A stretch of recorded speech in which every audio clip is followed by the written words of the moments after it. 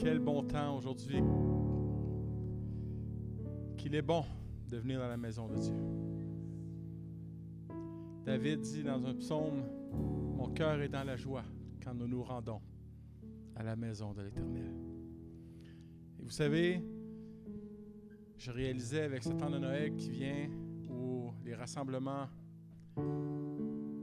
jamais cette pandémie ne va me voler la joie de Dieu dans mon cœur. Ne laissons pas cette pandémie nous voler notre joie, nous voler notre paix. Le Dieu souverain d'avant pandémie est encore le Dieu souverain durant la pandémie et sera le Dieu souverain après la pandémie. Nous devons lui rendre grâce. Seigneur, qu'on peut se lever dans sa présence. Seigneur, je te rends grâce ce matin. Je te rends grâce pour cette pandémie. Tu dis de rendre grâce en toutes choses. Je te rends grâce pour cette pandémie parce que j'ai connu des facettes de toi que je n'aurais pas connues sans cette pandémie. J'ai vu ta main s'étendre, ta main bénir, ta main se poser sur chacun d'entre nous. Tu es le Dieu fidèle. Tu es le Dieu qui voit tout, qui sait tout et qui peut tout. La COVID-19 n'est rien à côté de qui tu es. Papa, on veut te célébrer, on veut te rendre grâce ce matin. Oh, sois loué, sois béni pour qui tu es. Dans le nom de Jésus. Amen. Amen, amen. Contente de vous voir, contente de vous savoir avec moi aujourd'hui, dans cet après-midi. Et nous allons dire, rendons grâce, rendons grâce. Amen.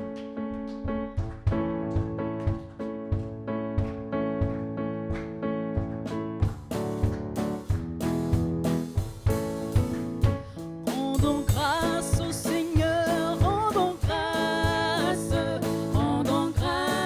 à Dieu pour son amour et rendons grâce au Seigneur, rendons grâce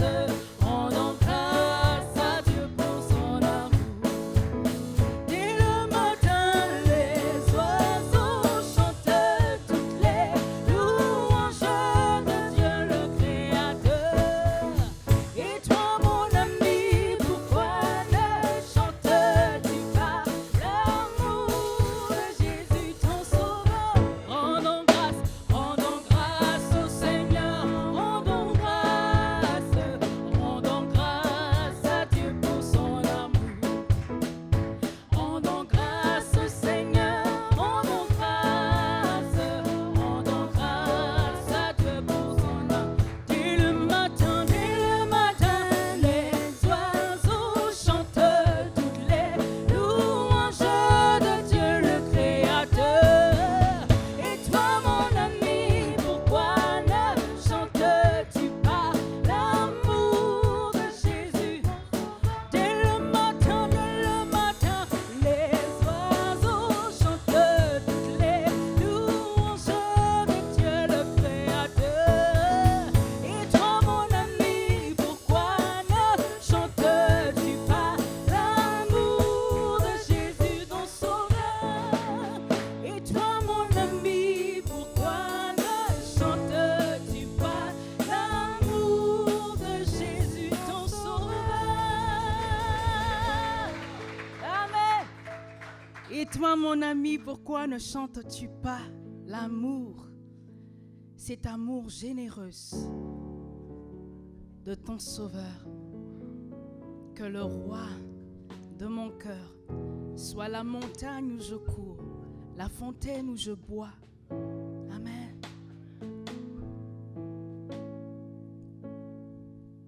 Que le roi de mon cœur soit la montagne où je cours, la fontaine où je bois. Oh, il est mon chant. Que le roi de mon cœur soit l'ombre où je me cache, la rançon pour ma vie. Oh, il est mon chant.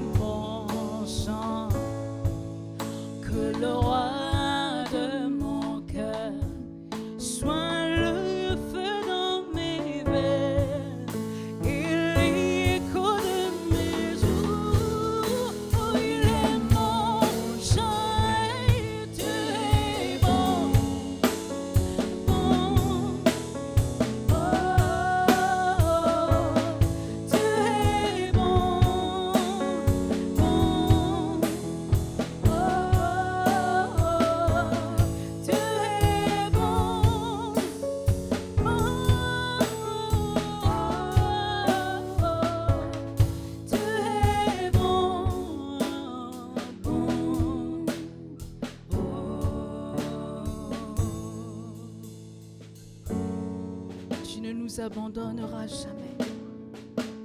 Tu es là avec nous, tu demeures Dieu dans nos circonstances et dans nos moments inconfortables, tu es là.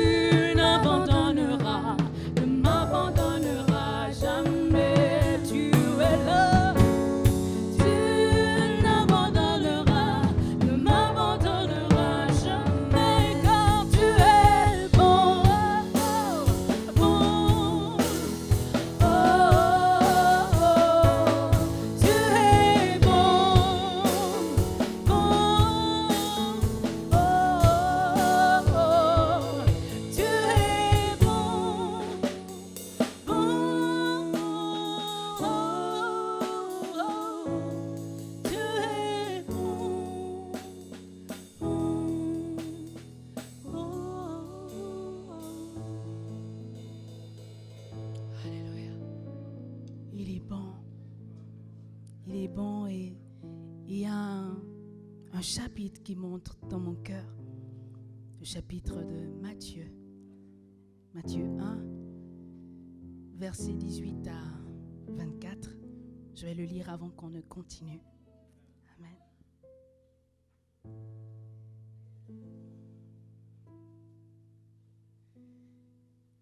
Alors, ce chapitre nous dit: voici de quelle manière arriva la naissance de Jésus-Christ.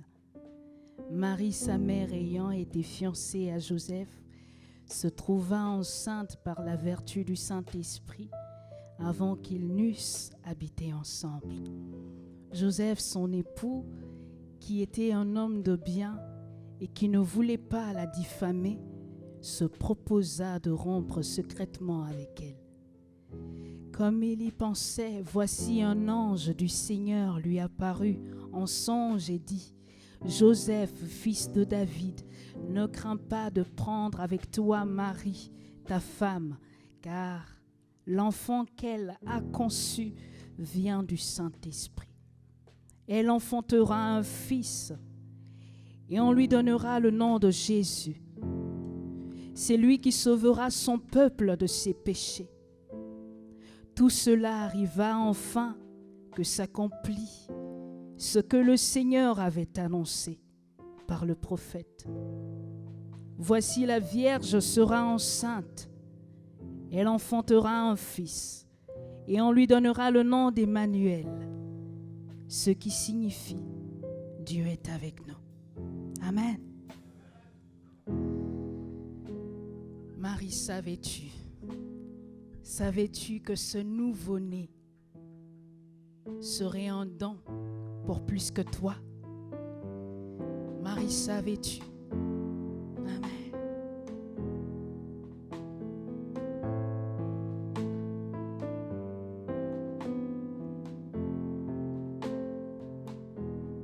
Marie, savais-tu que ce nouveau-né marche sur l'eau. Marie, savais-tu que ce nouveau-né ferait de nous des hommes nouveaux? Savais-tu que ce nouveau-né venait pour nous sauver? Que ton Fils venu au monde venait nous délivrer. Marie, savais-tu que ce nouveau-né guérirait Bartimée? Marie, savais-tu que ce nouveau-né apaiserait la marée? Savais-tu que ce nouveau-né, les anges le serviraient? Que le visage de Dieu, c'est lui que t'embrassais. Marie, savais-tu?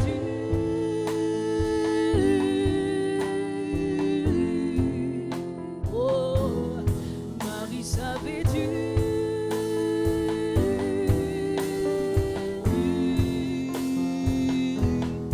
Savais-tu que par ce nouveau-né, les aveugles verront, les sourds entendront, les morts ressusciteront? Marie, savais-tu?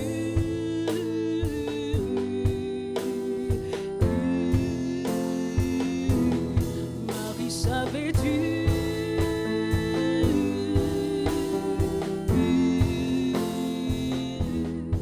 Savais-tu que ce nouveau-né, par lui tout fut créé?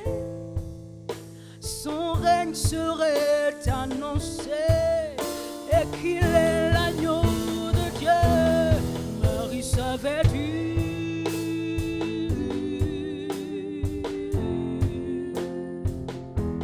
Marie, savais-tu?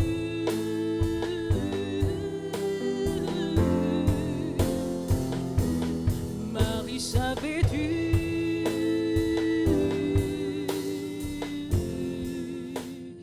Marie, savais-tu? Alléluia. Veuillez prendre place, bien-aimés.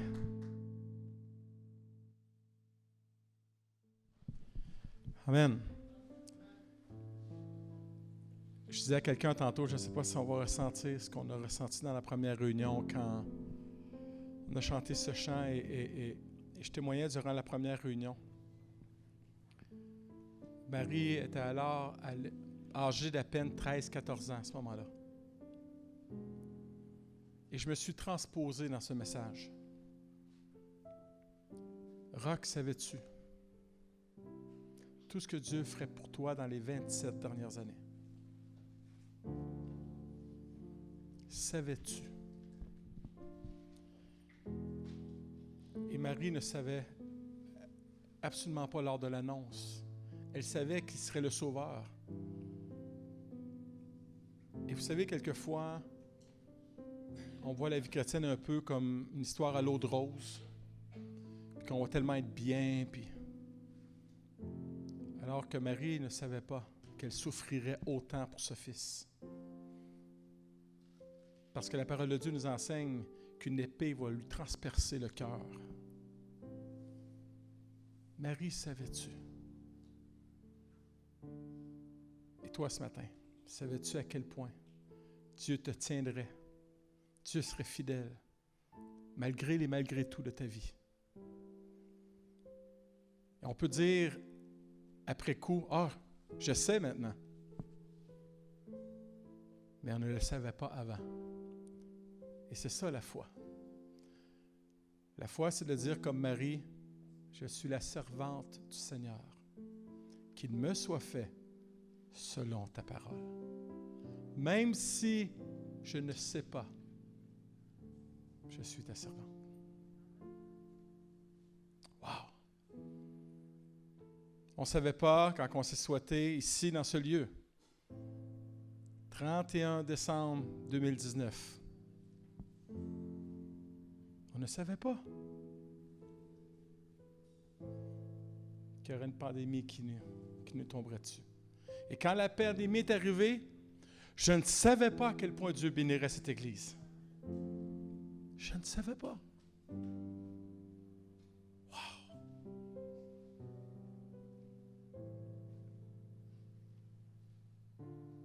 Je ne savais pas qu'on perdrait autant de gens. Que autant de gens seraient affectés par cette pandémie. Je ne savais pas que ça durerait aussi longtemps. Mais je sais une chose maintenant. Dieu a été fidèle, est fidèle et sera fidèle. Est-ce qu'on peut lui donner une main d'appréciation ce matin? Amen. On va passer aux annonces.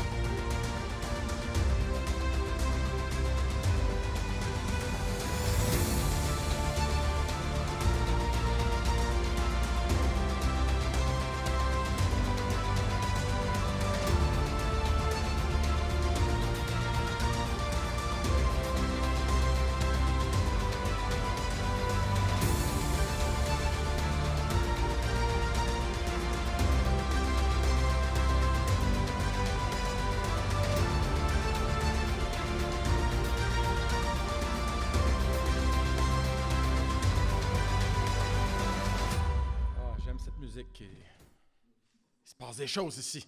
Alléluia. C'est vrai.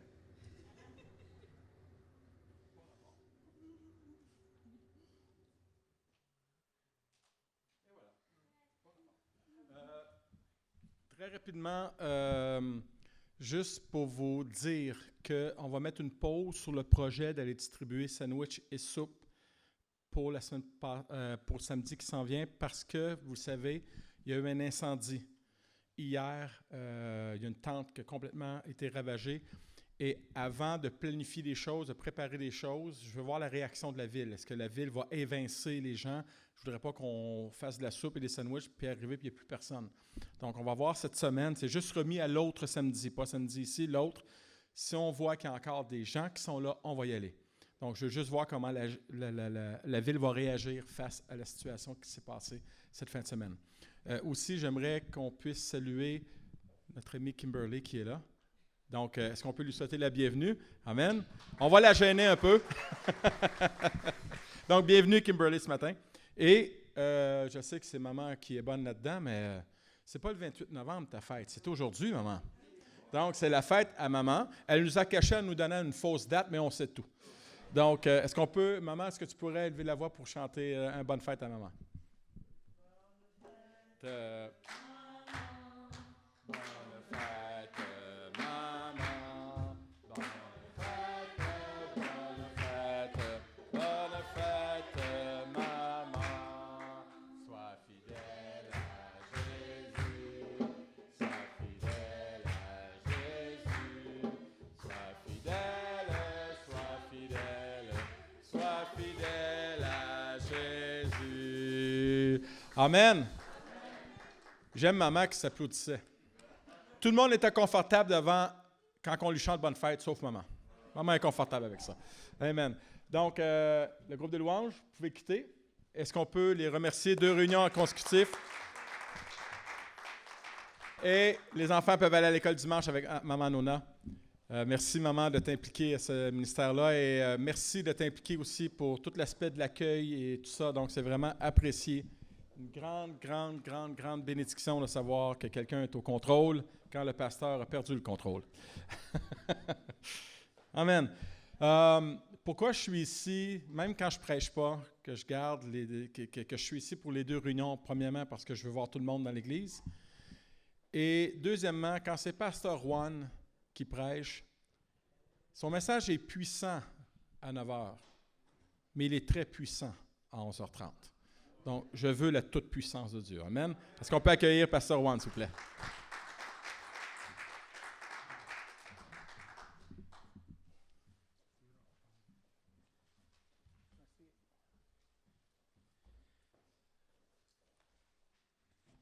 Bon, bonjour à tous, ça va bien? Je suis très content du Saint Service, mais voilà, nous sommes ici et on est arrivé déjà au mois de décembre. Pourrez-vous le croire? Si vous ne le croyez pas, prenez vos agendas puis regardez, on est le 6 décembre déjà. On est ici, puis j'aime ce temps ici, j'aime beaucoup le temps de décembre pour plusieurs choses. Combien de vous aiment Noël? J'adore ce temps-là ici. Cette semaine, je me suis rappelé d'un chant que nous chantons dans ces périodes ici chez moi, dans l'Amérique du Sud, Venezuela. Il y a un chant que je ne vais pas les chanter, mais je vais juste vous traduire qu'est-ce qu'il dit ce chant-là. Ce chant, on les chante seulement dans les temps des fêtes. Puis ce chant, il dit, c'est Noël encore. Les traditions de l'année sont déjà ici. Puis voici un ligne frappant. Il dit, il y a des mondes qui sont contents, puis il y a des autres mondes qui sont tristes. Puis je ne sais pas dans quel état vous êtes aujourd'hui. Je ne sais pas comment vous êtes trouvés aujourd'hui. Peut-être vous commencez Noël, 7 mois de décembre, avec une nouvelle perspective. Peut-être l'année 2020 a été forte pour toi. Puis oui, on comprend. Quand nous regardons les nouvelles, nous sommes tous frappés par cette pandémie appelée COVID-19. Et nous sommes tous frappés d'une manière ou d'une autre. En fait, pas seulement nous ici, mais globalement, tout le monde entier a été frappé par cette pandémie. Quand nous regardons les nouvelles, nous avons été touchés aussi par l'injustice sociale, le racisme. Nous avons connu la mort de George Floyd. C'est quelque chose qui nous a frappés. Il y a beaucoup de mauvaises nouvelles dans l'ambiance, dans l'atmosphère, dans les derniers jours. 2 semaines passées, on a connu que nos frères et nos sœurs ont été tués à l'Indonésie à cause de leur foi en Jésus-Christ.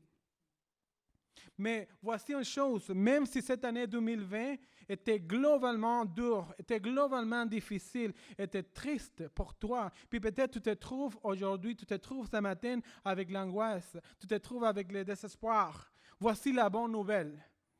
Jésus a toujours l'espoir pour toi et la paix.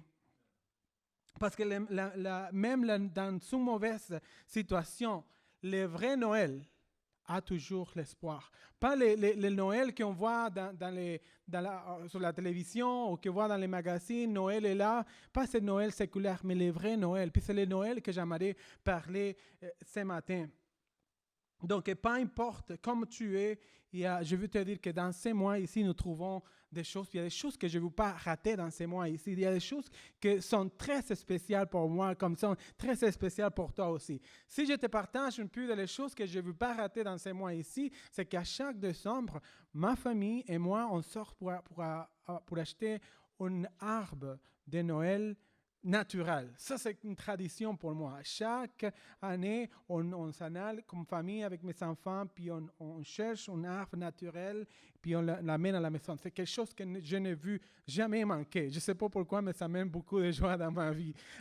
Les chants de Noël sont bons, hein? Quand on l'écoute dans les métros, dans les bus, on écoute les chants de Noël. Les films de Noël aussi. J'aime les films de Noël. Hier, j'ai regardé avec mes enfants le Grinch, puis c'était vraiment un bon film qui m'a fait rire plusieurs fois. Les décorations de Noël, vous voyez, l'église est décorée. On ne veut pas manquer les décorations. Il y a des gens qui sont vraiment très, très, très fanatiques avec les décorations. J'ai un de mes amis, il commence à décorer à partir du 1er novembre. Imaginez-vous. Le pasteur, je ne sais pas à quelle heure il commence, mais je sais qu'il a décoré parce que j'ai passé en face de sa maison. La nourriture de Noël, je ne veux pas manquer la nourriture de Noël. Est-ce que vous voulez la manquer? Moi, je ne veux pas la manquer. La dinde, la tortillère, des choses sucrées. Oh, c'est bon. Surtout les beignes. les vins de cette église. Il y a quelqu'un dans cette église. Moi, je ne le connais pas. Moi, j'ai déjà mangé les vins qu'elle ou lui, il fait. Je ne sais pas si c'est elle ou c'est lui. Mais cette personne qui les fait, je te fais la publicité aujourd'hui. Tu fais des bons vins. Je n'aimerais pas les manquer. Je sais qu'on ne va pas se réunir, mais si tu as un bon corps, donne-moi ça. Je ne veux pas les manquer. Parce que c'est tellement bon. Avez-vous déjà été dans une conversation dans laquelle quelqu'un vous dit « Tu ne peux pas manquer le deal. Tu ne peux pas manquer ce cadeau-là. » Avez-vous déjà été dans une conversation comme ça? Habituellement, quand quelqu'un te dit « Tu ne peux pas manquer le deal », tes oreilles, c'est comme si tes oreilles, elles tournent un petit peu. C'est comme si tes oreilles, les deux disent « Qu'est-ce qu'il va dire? Qu'est-ce qu'elle va dire? » Tes oreilles deviennent très attentives pour les messages, pour l'information qui va être livrée à toi. Ne manque pas les deals, ne manque pas les cadeaux, ne manque pas ces deals qui viennent de sortir. Donc, je ne te parle pas aujourd'hui de manquer les deals de Vendredi fou. Combien aiment les Vendredis fous? Il y a des gens qui sont fous pour Vendredi fou parce qu'il y a beaucoup de choses les prix sont fous. Je ne parle pas de ces vendredis-là. Je ne parle pas non plus de le magasin Labbé. Avez-vous déjà rentré à le magasin Labbé puis des belles madames viennent vous dire voici les nouvelles parfums. Tu ne veux pas les manquer. Puis tu ne veux pas les manquer parce que je vais te faire un paquet. Je vais te mettre plusieurs des choses à côté de ces parfums. Je ne parle pas de ces deals-là. Je ne parle pas non plus qu'est-ce que Walmart a fait cette semaine. Si vous ne le savez pas, je vais vous dire. Jeudi matin, à 11h, tous les enfants, toute la jeunesse, en fait, même moi, on était en face de l'écran parce que Walmart a dit que la nouvelle PS5, le PlayStation 5, il va être disponible. Donc, on était tous en face de l'ordi pour pouvoir ne pas manquer les deals. Je l'ai manqué. Je ne l'ai pas eu. Mais il y avait plusieurs des gens ici au Canada qui étaient à 11 heures fidèles en face de l'écran pour ne pas manquer les deals. Je ne parle pas de ces sortes de deals qu'on ne devrait pas manquer. Avez-vous déjà été au passé en face de Foot Locker? Foot Locker, ils mettent des prix. Combien aiment Foot Locker, des bons souliers? Ou de Brown. Des souliers qui disent 25%, 50%. Surtout quand ils disent 40% moins sur les derniers prix. Oh, wow! Je ne veux pas manquer ce deal. Donc, on écoute, puis on dit, je ne veux pas le manquer. Mais je ne parle pas de ce deal, mes frères et mes sœurs. Je vous parle d'un deal qui a plus de valeur pour ta vie. Je te parle d'un deal, d'un cadeau que tu as déjà reçu, mais que peut-être tu es en train de le manquer. Je te parle des fois que le Seigneur t'a parlé, soit ici dimanche matin vers les pasteurs, le Seigneur t'a donné une parole, le Seigneur il t'a dit, je vais t'utiliser, je vais faire telle chose avec toi, je vais créer un nouveau chemin pour toi, je vais te réveiller. Mais d'une manière et d'une autre, il se semble que qu'est-ce que le Seigneur a promis pour toi? Qu'est-ce que le Seigneur t'a rappelé à toi? L'invitation que Dieu t'a dit, suive-moi. Il semble que d'une manière ou d'une autre, tu as manqué le deal. Par contre, l'appel est toujours là. Je parle de ce sort de deal. Puis je dis deal juste pour me connecter avec les messages un matin, mais c'est vraiment sur l'effet de la parole que le Seigneur a mis dans ton corps que peut-être tu es en train de la manquer. Alors nous sommes dans une nouvelle série de messages appelée Noël à travers les yeux de. Puis aujourd'hui, je vais parler Noël à travers les yeux de Joseph, un homme qui a reçu une parole de Dieu, un homme qui a reçu un cadeau de Dieu, un homme avec lequel Dieu lui avait proposé un deal que Joseph a accepté, mais dans un contexte inconfortable. Répétez après moi, oui, nous avons des masques là, mais répétez avec moi, un contexte inconfortable. Lisez. J'aimerais ça parler de contextes inconfortables. Combien d'entre vous sont présentement ou ils ont vécu déjà des contextes inconfortables? Moi, je suis une de ces personnes-là. Mais vous voyez dans la photo un couple, Marie et Joseph. Le Seigneur les donne un cadeau, mais dans un contexte inconfortable. Puis nous n'avons pas vraiment beaucoup, en fait, nous parlons beaucoup de Marie. En fait, on vient de chanter, Marie, est-ce que tu savais-tu? On ne connaît pas beaucoup de détails sur Joseph, mais qu'est-ce qu'on sait de Joseph? C'est qu'il il était promis à se marier avec Marie. Il travaillait avec du bois, ça veut dire qu'il était un charpentier. Plusieurs commentaires bibliques disent que Joseph travaillait dans la construction, dans les chantiers de construction. Mais je ne crois pas que Joseph a travaillé dans la construction qu'on connaît aujourd'hui ici à Montréal, parce qu'apparemment, ils sont très, très bien payés. Je crois qu'il a travaillé dans un contexte, selon l'époque et le contexte, c'est que vraiment, il travaillait pour avoir quelque chose à manger, puis pour avoir une place où vivre. Maintenant, je veux que nous nous plaçons à la place, dans le contexte de Joseph. Je veux que nous nous mettions dans sa place. Pensez ça ici. Il était engagé de se marier avec Marie. Il avait promis de se marier avec Marie. Et puis les couples, avant de se marier, comme n'importe quel couple, ils sont faits, peut-être ils sont planifiés. La Bible ne le dit pas, mais j'ai eu un couple avant de me faire marier, puis on a planifié quoi faire à l'avenir. J'imagine tous les rêves que Joseph avait avec Marie, les choses qu'il aimerait faire, les places où il aimerait faire des voyages. Toute une belle planification, tout un bel concept. Être en amour, c'est un bel contexte. Mais la Bible nous dit un matin que Marie vient à Joseph, il annonce qu'elle est enceinte. What? En plus, c'était enceinte, mais pas de lui. Quel contexte, les choses changent maintenant pour Joseph. Imaginez-vous le stress pour Joseph qui était en amour avec Marie, mais Marie vient avec telle nouvelles. Quelle sorte de nouvelles sont pour Joseph?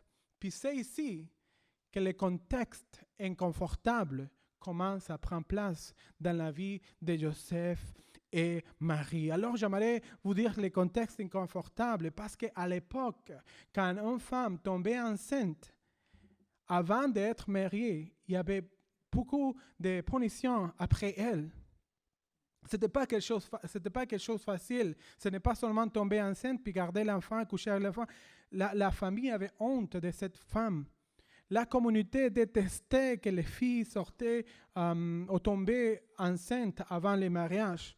Si vous ne le croyez pas, regardons le prochain verset ici à Deutéronome, chapitre 22. Il dit, « Si un homme rencontre dans son ville une vierge promise au mariage, et qu'il couche avec elle, la loi suggère de les prendre tous les deux et de les lapider à mort. » Voici le contexte inconfortable que Marie amène à Joseph avec ces nouvelles. Pouvez-vous imaginer le stress que Joseph a suivi? Pourrez-vous penser seulement que la grossesse de Marie, c'était un problème pour Joseph? En plus, l'arrière-pensée de Joseph qui disait, en plus, ce n'est pas mon fils. Je ne sais pas de qui elle était enceinte. Je ne sais pas c'est qui le père. Donc, imaginez-vous le stress. Mais Joseph, dans ce moment, il continuait à aimer Marie. Il ne veut pas renoncer à Marie parce qu'il l'aime. Parce que quand on aime, on ne laisse pas les choses à côté facilement. Mais imaginez-vous le stress de Joseph. Regardez-vous Noël à travers les yeux de Joseph. Joseph avait l'amour pour Marie, mais il avait l'amour aussi pour la parole de Dieu, pour la loi. Puis la loi, comme dit Deutéronome ici, il faut les respecter. Son amour pour Marie versus la loyauté envers la loi. La peine sur les lois. Sa vie dépendait vraiment de cette nouvelle. Sa réputation, imaginez-vous la réputation que Joseph a eue. Imaginez-vous les amis qui ont été autour de Joseph. Imaginez-vous qu'est-ce que les commentaires que les gens faisaient à Joseph. Elle te ment, Joseph. Elle te menteuse, elle a couché avec quelqu'un d'autre. Puis tu t'es fait avoir, Joseph. Laisse-la, sauve ta propre réputation, sauve ta vie. Tu peux prendre une autre femme. Il y a toujours une autre option. Il y a toujours là-bas. Laisse ça. Je ne pense pas que c'est ça que cette couple avait planifié pour sa vie. Mais la lecture de Matthieu aujourd'hui nous apprend que pour éviter la mort de Marie et de lui-même, Joseph avait prévu de divorcer Marie secrètement. Et nous voyons ici dans les versets 20. alors qu'il était encore en train de débattre avec lui-même de ce que lui devait faire. Il s'endormit et a fait un rêve surnaturel. Un ange du Seigneur lui apparut en pleine lumière et lui dit, « Joseph, descendant de David, n'hésite pas de prendre Marie chez toi comme épouse, car la puissance du Saint-Esprit a conçu un enfant dans son sein. » Wow! Je me demande ici, qu'est-ce qui serait passé si Joseph aurait écouté les conseils de ses amis? Je me demande si Joseph aurait décidé de se confier à tous les commentaires qu'il pourrait avoir de ses amis sur Facebook, de ses amis sur Instagram, de ses amis sur les réseaux médias, de ses amis au travail. Je me demande qu'est-ce qui serait arrivé s'il attend plus la voix du monde que la voix de l'ange, la voix du Seigneur ici. Puis je dis ça ici, mes frères et mes sœurs, parce qu'il y a beaucoup d'entre nous. Des fois, on préfère attendre qu'est-ce que ma sœur, quelle est l'opinion de ma sœur, quelle est l'opinion de celui, quelle est l'opinion des médias, qu'est-ce qu'ils disent les médias concernant ma situation. Puis on cherche plutôt à trouver, ou on écoute plutôt qu'est-ce que le monde te dit, au lieu de qu'est-ce que le Seigneur te dit. Des fois, quand tu reçois une parole de Dieu, tu as deux voix. La voix du Seigneur qui t'appelle à faire quelque chose, puis tu as une deuxième voix. La voix du monde qui t'a dit, ne fais pas attention à ça. C'est pas comme ça. Il y a toujours une autre option. Rappelez-vous de Joseph. Il y a toujours une autre option. Heureusement, Joseph n'a pas entendu la voix du monde. Peut-être il a entendu, mais il n'a pas cru la voix du monde. Il a accepté l'appel. Il a accepté les cadeaux. Il a dit, ça c'est mon chance à moi. Ça c'est vraiment les cadeaux qui viennent de Dieu. Je ne veux pas manquer les deals. Heureusement, Joseph n'a pas manqué les deals. Il a cru à la voix du Seigneur, puis il a suivi aussi. Est-ce que c'est incroyable cette situation? C'est vraiment merveilleux cette situation, n'est-ce pas? Oui, mais est-ce que c'était un contexte confortable? Non. C'était un contexte inconfortable. Répétez après moi, contexte inconfortable. C'est ça qu'on parle aujourd'hui. Puis voici ma quote. Parfois, la bénédiction de Dieu arrive à nos vies emballée avec des circonstances qui ne font pas de sens. Puis vous les voyez dans l'écran, puis les G6, ce n'est pas Jésus-Christ qui a dit ça, c'est moi. Juan Chirinos qui dit ça. Parfois, la bénédiction de Dieu arrive dans ta vie enveloppée d'une manière que ça ne fait pas de sens pour toi. Des fois, il y a des circonstances dans ta vie que tu dis, écoute, pourquoi moi, en tant que chrétien, je suis dans cette situation, ça ne fait pas de sens, je vais me débarrasser de ça. Ou des fois, le Seigneur, il te donne une promesse, il te donne une parole, puis cette parole est pour toi, mais tu dis, oui, Seigneur, je te crois, mais quand le Seigneur il commence à délivrer sa parole, la circonstance pour toi, les circonstances, l'emballage, les papiers du cadeau de Dieu est différent et pour toi, il ne fait pas de sens. Puis tu dis, mais non, ça ne peut pas être comme ça. Puis c'est pour ça que moi, je crois firmément que parfois la bénédiction de Dieu elle arrive à nos vies emballée des circonstances qui ne font pas de sens. Si vous ne me croyez pas, je vais vous démontrer. Voici, si on regarde un peu plus en arrière, au début du commencement du monde et de la terre, Dieu a trouvé la terre et le ciel en désordre. Puis qu'est-ce qu'il a fait? Dans son chaos, qu'est-ce que Dieu a fait? Il a mis ordre sur la terre et sur le ciel. Juste pour donner un autre exemple, un peu plus à quelques années plus en avant, le prophète Élie, il visite une veuve qui était toute seule. Il y avait un enfant qui était pour mourir, il était en train de mourir dans sa chambre. La veuve, il n'y avait plus d'espoir. Mais le prophète arrive dans cette place, il n'y avait rien à manger. Mais le Seigneur a pourvu pour elle, pour lui. Puis en plus, le Seigneur a guéri l'enfant qui était mort. Il l'a ressuscité. Donc, dans le chaos du monde, dans les choses les plus pires du monde, dans les contextes inconfortables, Dieu peut transformer et changer les choses qui ne font pas de sens pour sa gloire. Gideon, combien connaît Gideon? Gideon, c'était quelqu'un qui vraiment, le Seigneur le prend, puis il dit, bon, je vais te faire vraiment avec toi des choses, je vais te donner la victoire. Donc, je vais te donner 300 soldats, puis tu vas te battre avec des milliers de soldats. Est-ce que ça fait du sens pour toi? Non, ça ne fait pas de sens. Si le Seigneur il me dit, je vais t'utiliser, je m'attends que Dieu me donne tous les outils, je m'attends d'être sûr que qu'est-ce qu'il me donne va vraiment amener la victoire. Mais pour Gideon, 300 soldats en face des milliers et milliers de soldats, ça ne fait pas de sens. Mais la Bible nous rencontre que le Seigneur a donné la victoire. Dans le chaos, dans des moments qui sont, dans des circonstances, des contextes inconfortables, Dieu amène la bénédiction pour eux. Puis quoi parler de cette époque, de l'époque de Jésus, la naissance de Jésus? Où est-ce qu'il était né, lui? La Bible nous dit qu'il était né dans une crèche, une place insignifiante. Puis comme on voit dans la TV, Jésus était placé sur une petite boîte en bois.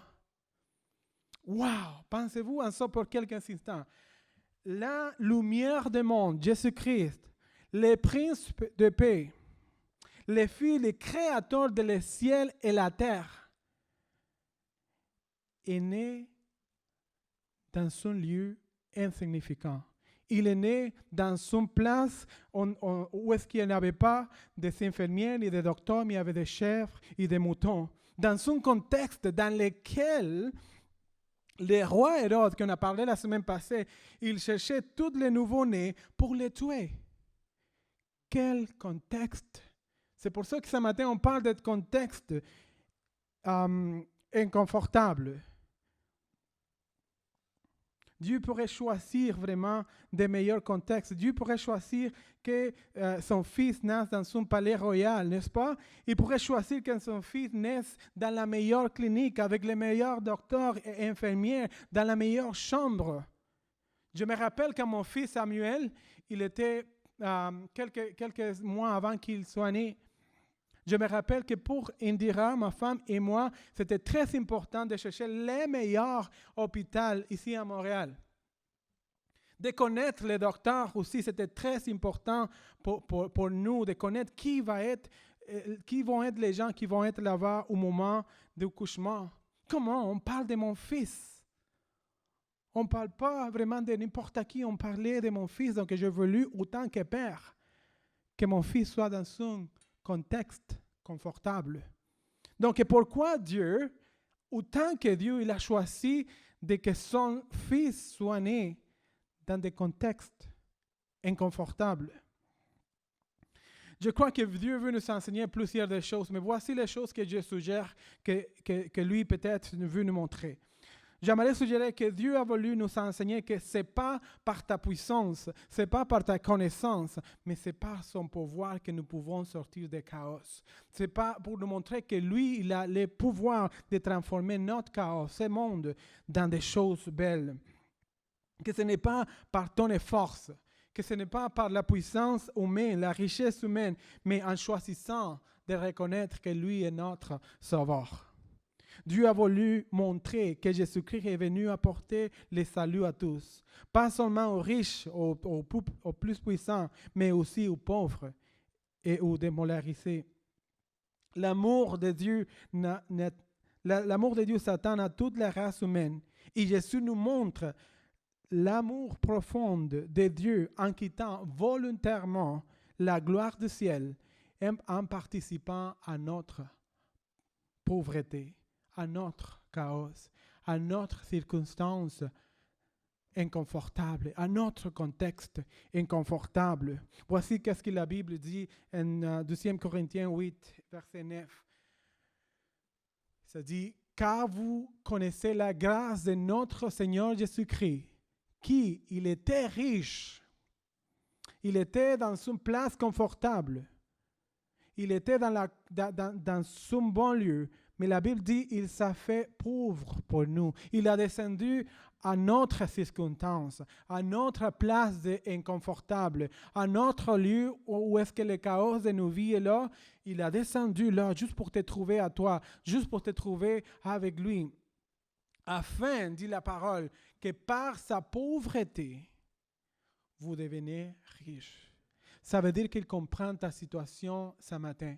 Ça veut dire que peu importe où est-ce que tu sois, Pas importe ce que quand tu te dis, je ne peux pas me débarrasser de ma circonstance. Ça veut dire que le Seigneur connaît ton contexte inconfortable et il peut le changer pour de meilleures choses. Elle te dit ce matin, je veux faire de belles choses à partir de ton chaos. Je veux faire de belles choses à partir de ta pauvreté, à partir de ta faiblesse.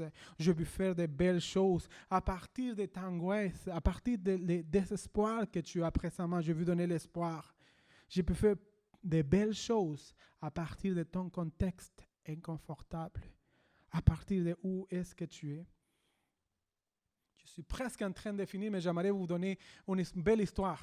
Une belle histoire qu'on trouve dans les évangiles ici. Il y avait un homme appelé Jairus. Puis Jairus était un homme qui la Bible dit qu'il savait que Jésus s'approchait à la ville où est-ce qu'il habitait. Puis quand il a connu ça, il courait. Jésus se transportait d'une place à une autre par bateau. Puis au moment que Jésus touche la terre, Jairus était là, il arrive puis il dit, Jésus, viens à mon contexte inconfortable, viens dans ma vie, viens dans ma maison est présentement avec un contexte inconfortable. Puis au moment que Jairus lui demande, Jésus dit, oui, je veux aller dans ton contexte inconfortable. Donc, dans ce moment, Jairus, les disciples partent à la maison de Jairus. Mais la Bible dit qu'il y avait une foule. Puis à chaque fois qu'on parle de foule, on ne parle pas de 20, 25, 30, 50 personnes, on parle de milliers de personnes. Donc on parle de plus de 5000 personnes. Donc plus de 5000 personnes suivaient Jésus. Une fois encore, je suis en train de marcher vers la maison de Jairus. Une fois encore, je suis en train de marcher vers le contexte inconfortable de la maison de Jairus. Mais dans le milieu de la foule, il y avait une femme qui vivait pendant 12 ans, un contexte inconfortable. C'était une femme qui avait des hémorragies. Puis elle, dans son contexte inconfortable, qu'est-ce qu'elle fait? Elle se met au milieu de la foule. Puis la photo est belle. En fait, la photo, ça m'a fait penser comment elle a fait pour toucher Jésus quand il y avait 5000, 6000 personnes autour de lui. Puis elle touche Jésus. Et au moment qu'elle touche Jésus, elle était immédiatement guérie. C'est ça que la Bible parle. Mais qu'est-ce que c'est plus fun? Qu'est-ce que c'est plus vraiment drôle dans son sens? C'est que Jésus, il tourne en lui, puis il dit, il y a quelqu'un qui m'a touché. Qui m'a touché? Jésus demande à ses disciples, qui m'a touché? Puis les disciples, ils disent à Jésus, mais maître, comment? Il y a 5000 personnes, on ne fait pas de distance sociale ici, ce n'est pas le COVID, donc tout le monde se touche en les autres. Quelqu'un m'a touché, Jésus dit. Quelqu'un m'a touché. Puis je pense que cette madame-là, elle était dans son contexte inconfortable, mais elle ne voulait pas manquer le deal. Elle savait que les cadeaux de Dieu étaient entre les 5000. Elle savait qu'en touchant les cadeaux de Dieu, il dit, ça ne me dérange pas, je ne veux pas manquer le deal. Ça ne me dérange pas si je dois me mettre au milieu de la foule. Ça ne me dérange pas si dans mon contexte inconfortable, si dans ma maladie, même si je montre que je suis malade, je ne vais pas manquer le deal de Dieu. Ça démontre la foi de cette madame. Puis des fois, nous, en tant que chrétiens, on veut toutes les choses faciles. On veut vivre dans ce monde confortable où est-ce qu'on est assis puis que Dieu, oh, venez-moi. Mais au moment qu'on doit faire plus fidèle à Jésus, on ne fait pas des efforts, même pas dans la foule. Une fois encore, pour entrer dans l'histoire, pour les disciples, c'était comme Jésus, comment le monde te touche, tout le monde te touche ici. Pour les disciples, c'était ça. Mais pour Jairus, c'était différent. Pour Jairus, c'était comment Jésus, toi, pourquoi tu fais ces questions-là dans ces moments? Il faut courir, il faut avancer. Ma fille est à la maison dans son contexte, quoi? Inconfortable. Ma fille est dans son contexte inconfortable.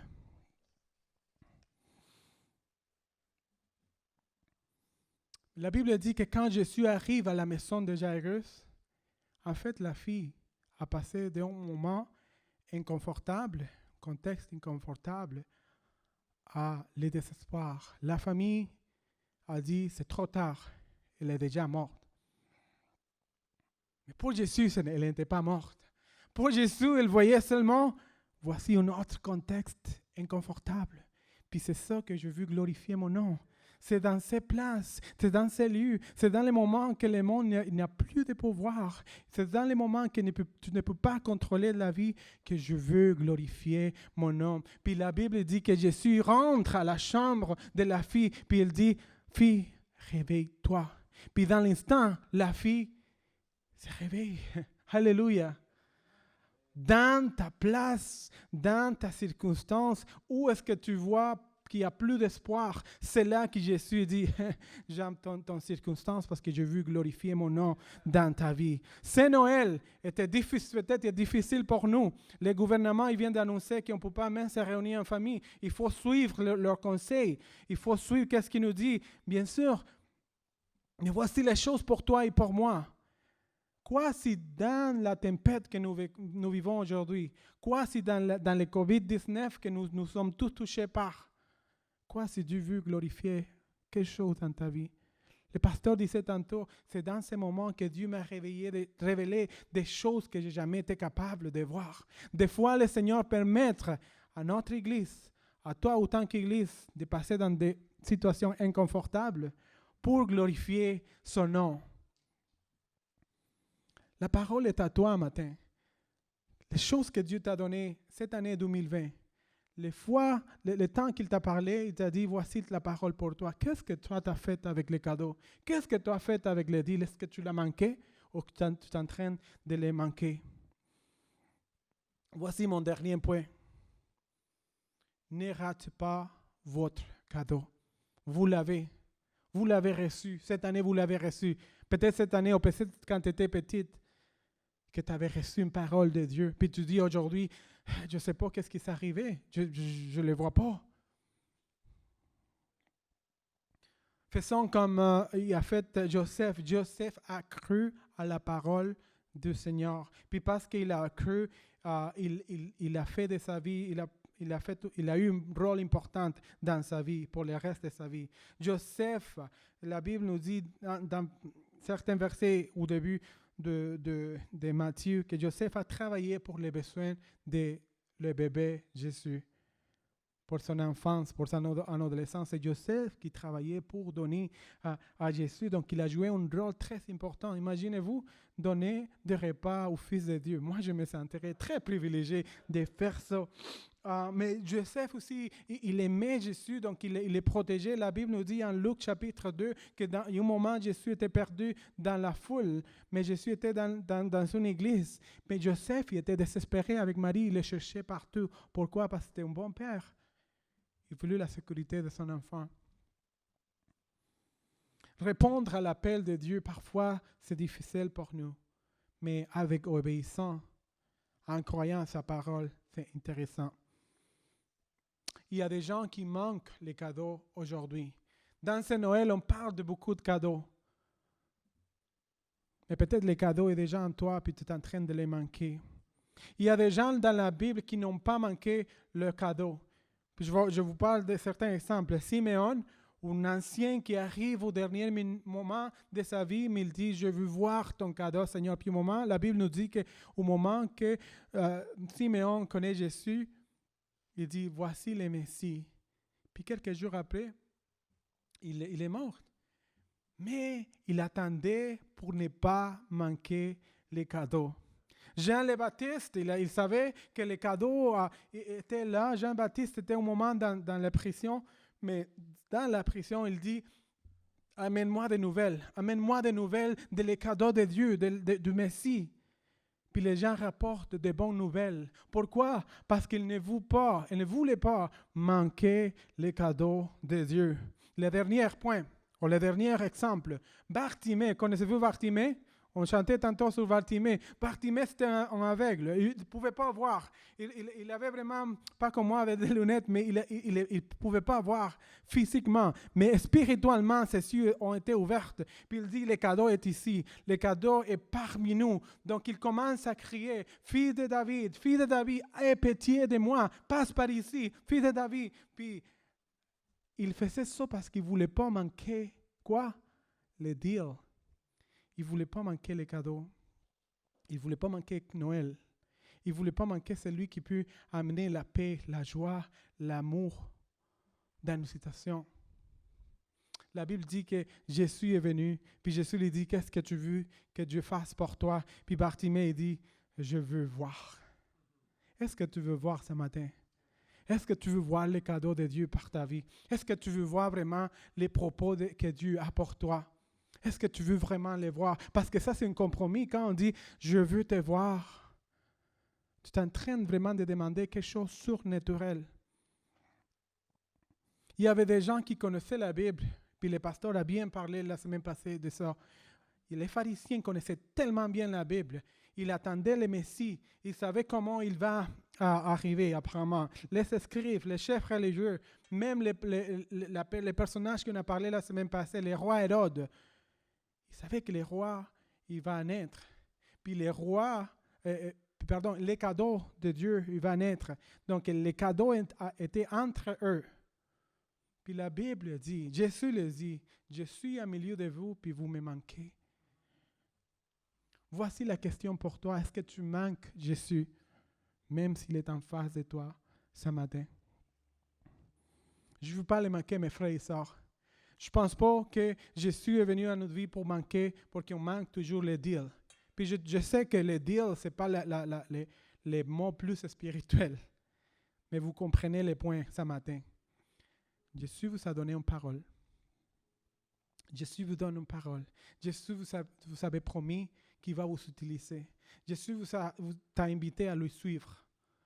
Jésus t'invite, même dans le COVID-19, même dans les circonstances, même dans le contexte que tu es présentement. Jésus t'invite et te dit, viens avec ton contexte inconfortable. Viens tel que tu es. Viens, je vais transformer ton contexte.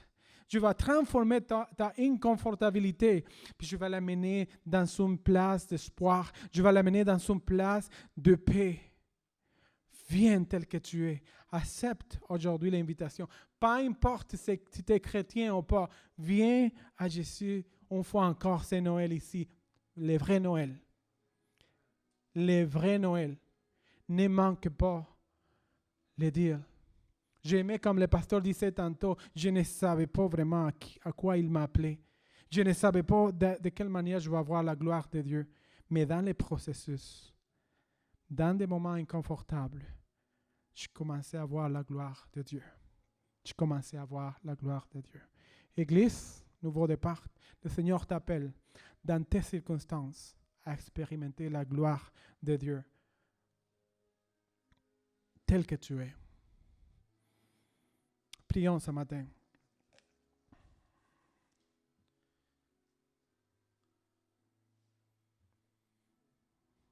Nous te donnons la gloire, Seigneur, ce matin. Seigneur, on ne veut pas manquer tes promesses. On ne veut pas manquer les propos que tu as pour nous.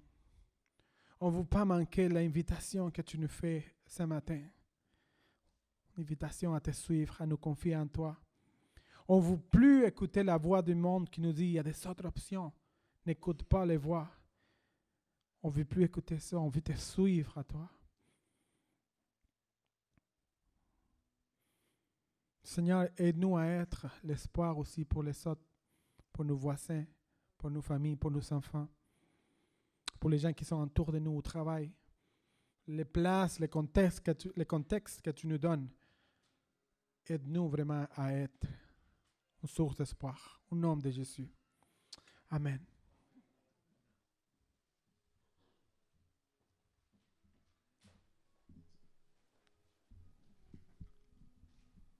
Voir Noël à travers les yeux de Joseph. J'aimerais juste que tu laisses un petit peu la musique et juste de nous rappeler. Juste un moment où prendre le moment de s'apaiser en attendant qu'on retourne dans le tourbillon de la vie. Et de nous rappeler les paroles du chant. Marie, savais-tu? Rastan, savais-tu? Mauricio, savais-tu? Dave, savais-tu? Papa Gradis, savais-tu? Si on est honnête, c'est non. Et simplement de prendre un moment en repensant au message.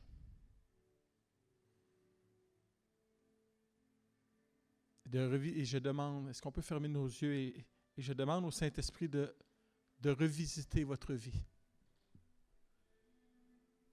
Qu'il vous rappelle chaque moment inconfortable de votre vie où vous ne saviez pas.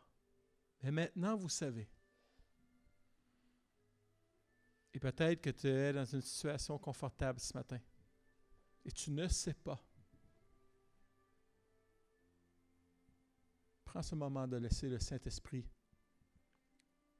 visiter ta vie ce matin pendant ce court moment de silence.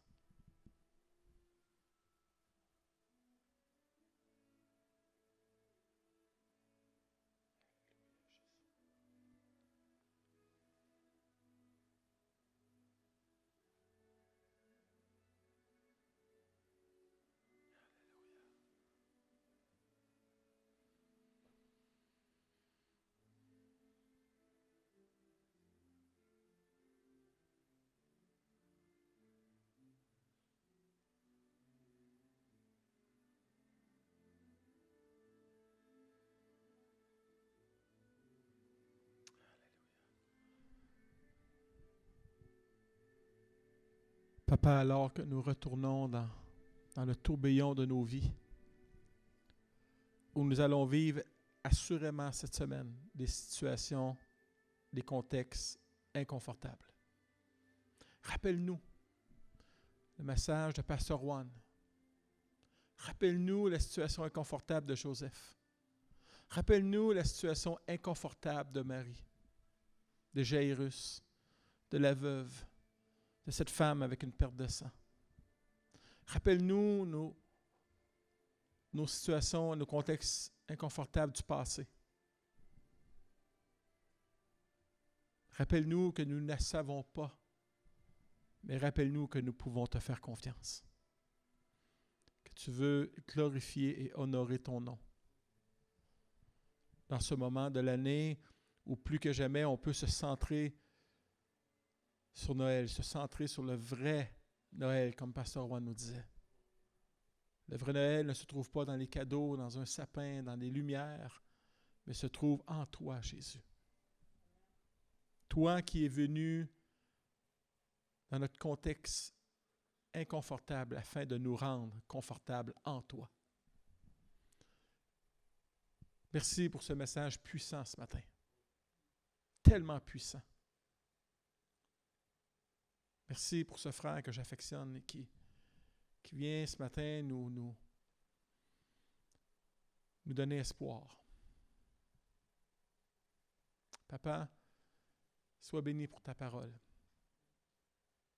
Cette parole a été écrite il y a 2000 ans et 2000 ans plus tard, elle est encore efficace. Elle est encore actuelle. Merci Jésus. Que tu puisses accompagner chaque famille qui sont venues ici ce matin. Chaque famille qui ont daigné prendre une pause pour venir entendre ce merveilleux et puissant message ce matin. Sois béni Jésus. C'est en ton nom que nous t'avons prié et nous voulons de part dire un grand dernier. Amen et amen. Donc, priez pour nous cette semaine. On commence la distribution des paniers. Donc là, on s'en va. C'est un sprint jusqu'au 23 décembre. Donc, priez pour nous. Ceux qui veulent s'impliquer, appelez-nous avant parce qu'on va faire vraiment des équipes pour pas qu'on se croise le moins possible. Les masques, parce qu'on va marcher par département. Donc, on a acheté un gros chapiteau, 4 murs qu'on va ériger durant le temps de la distribution. Donc, les gens vont pouvoir au moins être à l'abri du vent, à l'abri de la neige s'il y a de la neige.